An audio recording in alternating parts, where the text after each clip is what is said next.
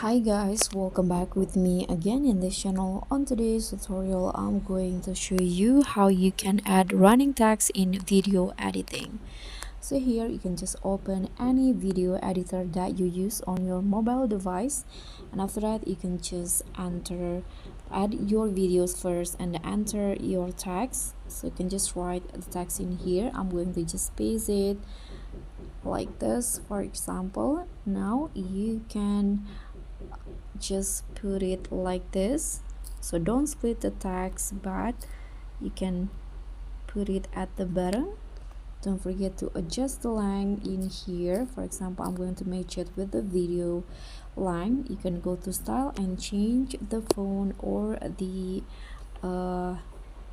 style to how you like it.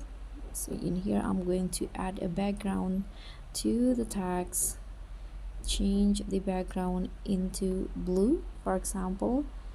And now to have the running